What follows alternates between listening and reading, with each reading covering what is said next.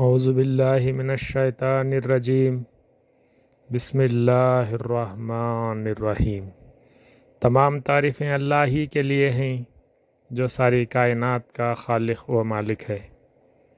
صلوات و السلام حضور نبی کریم صلی اللہ علیہ وسلم پر۔ معزز سامعین، السلام علیکم ورحمۃ اللہ وبرکاتہ۔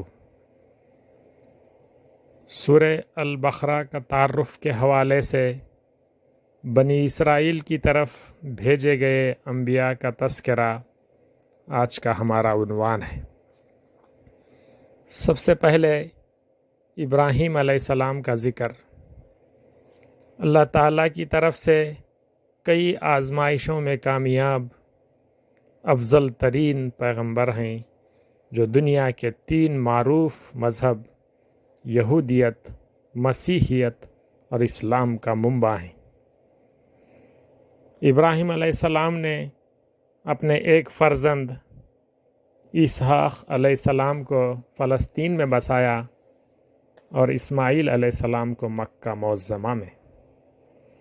البقرہ میں ابراہیم علیہ السلام کا ذکر توحید کا مرکز خانہ کعبہ کی تعمیر،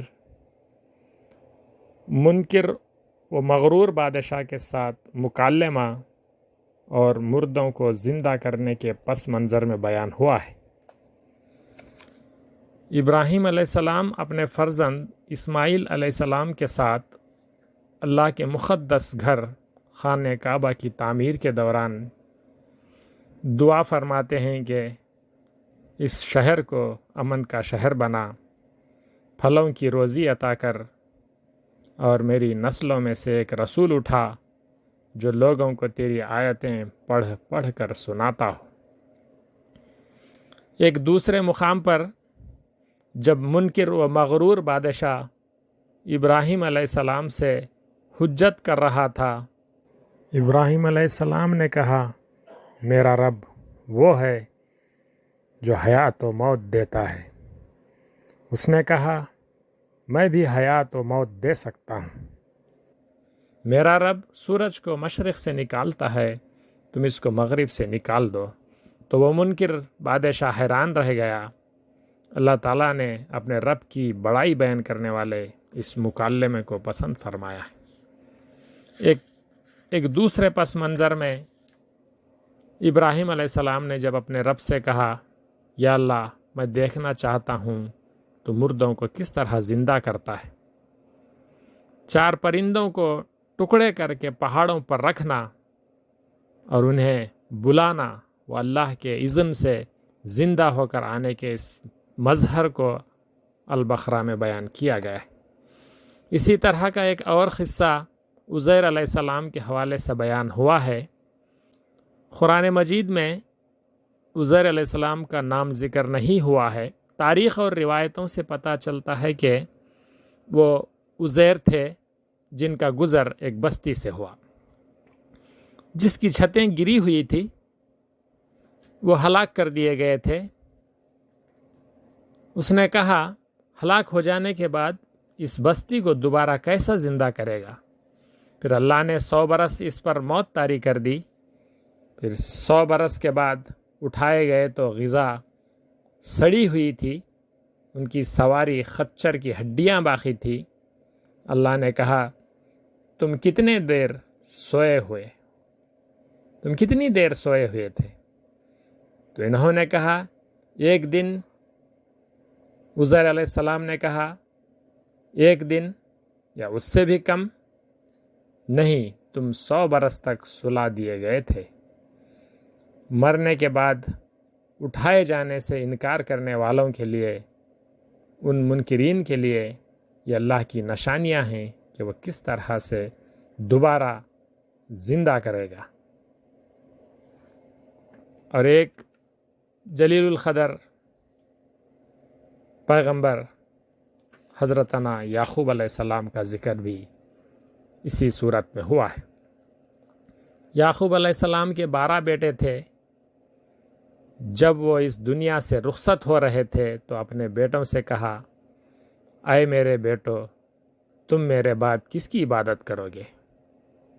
تو بیٹوں نے جواب دیا، ہم اسی ایک اللہ کی عبادت کریں گے جس کو آپ اور آپ کے آبا و ابراہیم، اسماعیل و اسحاق علیہ السلام کرتے آئے ہیں۔ وہی ایک معبود ہے جس کے ہم فرما بردار ہیں۔ اس عہد کے ذریعے سے بنی اسرائیل کو ان کے آبا کے اصل دین کی طرف مدعو کیا گیا ہے۔ ایک اور پیغمبر حضرت سلیمان علیہ السلام کا ذکر ہوا ہے، جنہیں بہت بڑی سلطنت اللہ تعالیٰ نے عطا کی تھی۔ سلیمان علیہ السلام کا ذکر جادو کے متعلق بیان میں ہوا ہے۔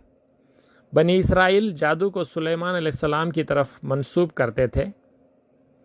اللہ تعالیٰ اس صورت میں یہ وضاحت فرما رہے ہیں کہ سلیمان علیہ السلام نیکوں میں سے تھے، کبھی انہوں نے کفر نہیں کیا۔ یہ وہ شیاطین تھے جو جادو کو پھیلاتے اور کفر کرتے تھے۔ اسی بیان سے متعلق دو فرشتے ہاروت و ماروت کا بھی ذکر آیا ہے، جنہیں بنی اسرائیل کی طرف اس علم کے ساتھ بھیجا گیا تھا۔ وہ کہتے کہ ہم تمہاری آزمائش کے لیے بھیجے گئے ہیں، اس علم کے ذریعے سے، یعنی جادو کے ذریعے سے کسی کو نقصان نہ پہنچانا، اس کی وہ تاکید فرماتے تھے۔ اس کے باوجود یہ لوگ اس علم کے ذریعے سے شوہر بیوی میں نفرت پیدا کرتے تھے۔ البقرہ میں اللہ سبحانہ و تعالی اس بات کی وضاحت فرما رہا ہے اس واقعے کے حوالے سے کہ اللہ کے اذن کے بغیر کوئی ایک دوسرے کو نقصان نہیں پہنچا سکتا۔ تو یہ ہے پس منظر سلیمان علیہ السلام کا۔ اور ایک پیغمبر جو داؤد علیہ السلام ہیں، ان کا بھی ذکر سورہ البقرہ میں بیان ہوا ہے۔ موسیٰ علیہ السلام کے بعد بنی اسرائیل کی طرف ایک نبی کا ذکر ہوا ہے، جن کا نام قرآن میں بیان نہیں کیا گیا ہے۔ بنی اسرائیل کے سردار نے ان سے مطالبہ کیا، آپ ہمارے حق میں دعا کریں کہ اللہ ہمارے لیے بادشاہ مقرر کرے تاکہ ہم اس ظالم حکمران جالوت کے ساتھ لڑیں۔ جب اللہ رب العالمین نے داؤد علیہ السلام، جن کو طالوت سے مخاطب کیا گیا ہے، اللہ رب العالمین نے داؤد علیہ السلام کو مقرر کیا، بنی اسرائیل کے سرداروں نے کئی سوالوں کے بعد داؤد علیہ السلام کے ساتھ چلنے کے لیے تیار ہوئے۔ داؤد علیہ السلام نے کہا، اللہ تمہیں ایک ندی کے پاس آزمائے گا، تمہیں خوب پانی پینے سے منع کیا گیا ہے۔ لیکن اس تاکید کے باوجود انہوں نے خوب پانی سے سیر ہوئے، سوائے چند ساتھیوں کے جنہوں نے صبر کیا۔ جنہوں نے خوب پانی پیا تھا، لڑائی کے لیے آگے بڑھنے، جنگ کے لیے آگے بڑھنے میں سستی اور انکار کرنے لگے۔ جنہوں نے اللہ کے فرما برداری کی تھی، اللہ کے حکم کو مانا تھا، جنہوں نے صبر کیا تھا، ان ساتھیوں نے داؤد علیہ السلام کا ساتھ دینے اور ظالم جالوت کے خلاف لڑنے کے لیے تیار ہوئے۔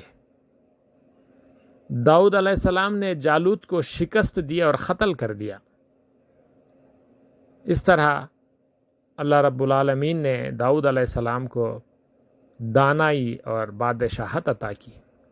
فرعون کے بعد ایک اور مرتبہ بنی اسرائیل پر سے ظلم اور ظالم بادشاہ کے خاتمے کے پس منظر میں یہ واقعہ بیان ہوا ہے۔ یہ اللہ کا ان پر ایک اور بہت بڑا عظیم احسان ہے۔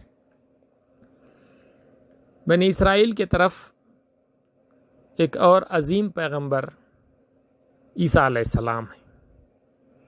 عیسیٰ علیہ السلام کو اللہ نے بنی اسرائیل کی طرف مبعوث فرمایا۔ روح القدس جبرائیل علیہ السلام سے ان کی تائید کی، لیکن انہوں نے ماننے کے بجائے عیسیٰ علیہ السلام سے اختلاف کیا اور قتل کے منصوبے بنانے لگے۔ سورۃ البقرہ میں تذکیر انبیاء کے حوالے سے وضاحت کی گئی ہے کہ تمہاری طرف ان ساری نعمتوں، انعامات، احسانات اور تمہیں افضلیت اور نشانیوں کے بعد بھی انکار کرنے، اختلاف کرنے والے اور تم سے انکار کرنے والے اور اختلاف کرنے لگے تو تم سے یہ منصب نبوت چھین لیا گیا ہے۔ اور بنی اسرائیل کو اسی سرزمین پر سخت سزائیں دی گئی اور قیامت تک آنے والے لوگوں کے لیے عبرت بنا دیے گئے۔ اس بات کی وضاحت ضروری سمجھتا ہوں کہ جب ذمہ دار قوم، مصلح قوم، مصلحین، عالم یا رہبر غلطی کرتے ہیں تو انہیں اسی زمین میں سزا دی جاتی ہے تاکہ وہ خبردار ہو جائیں۔ ان واضح دلائل کے ذریعے سے بنی اسرائیل کو ایمان و اقرار کی طرف مدعو کیا گیا ہے۔ اس دعا سے سورہ بقرہ کو مکمل کیا گیا ہے: اے ہمارے رب، ہمیں معاف فرما، ہمیں بخش دے، کفر کرنے والوں کے خلاف ہماری مدد فرما، آمین یا رب العالمین۔